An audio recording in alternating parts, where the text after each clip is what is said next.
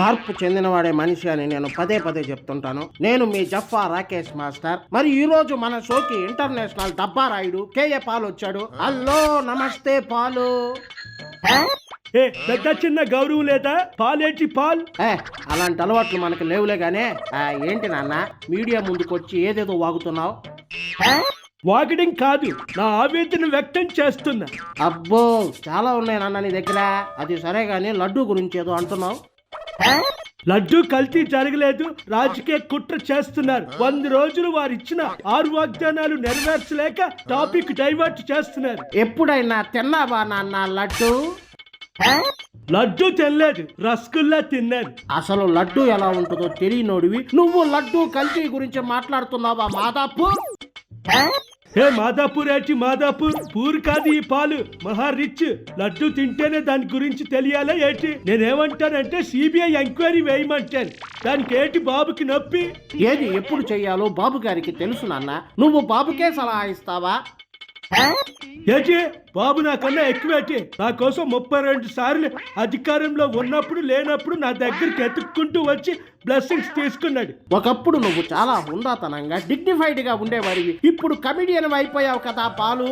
అప్పటికి ఇప్పటికీ తేడా లేదా లాల్ దర్వాజా?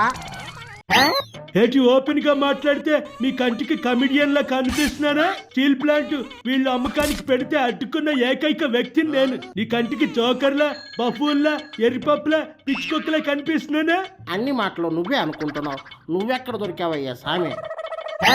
లేకపోతే ఏంటి? జగన్మోహన్ రెడ్డిని అంటారేంటి? జగన్ రెడ్డి చాలా కరెక్ట్ పర్సన్. నిప్పులాంటి అలాంటి వ్యక్తిని పట్టుకుని చంద్రబాబు, పవన్ కళ్యాణ్ ఏటి వీళ్ళు చేసే పనులు.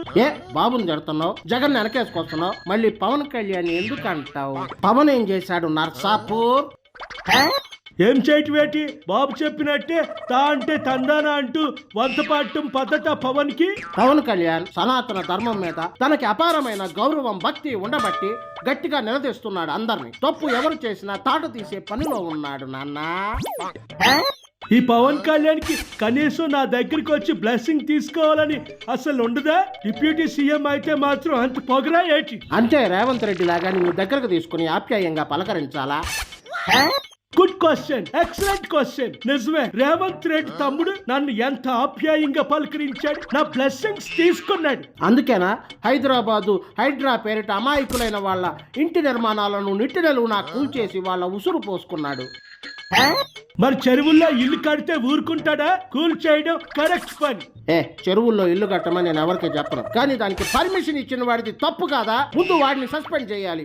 ఇప్పుడు ఈ ఇల్లు కట్టుకున్న అమాయకులైనటువంటి వాళ్ళ ఇళ్లను కూల్చేస్తే రేపు వీళ్ళ బ్యాంకు లోన్లు ఎవడు కడతాడు? పర్మిషన్ ఇచ్చినోడు కడతాడా? రేవంత్ రెడ్డి కడతాడా? అవన్నీ నాకు తెలియదు. తమ్ముడు నా దగ్గర బ్లెస్సింగ్స్ తీసుకున్నాడు. రేవంత్ తమ్ముడి మీద నాకు మంచి అభిప్రాయం ఉంది, అంతే. నేను ఎంతో మంది స్వార్థపరులను చూశాను, కానీ నీలాంటి అవకాశవాదులను ఎక్కడా చూడలేదు.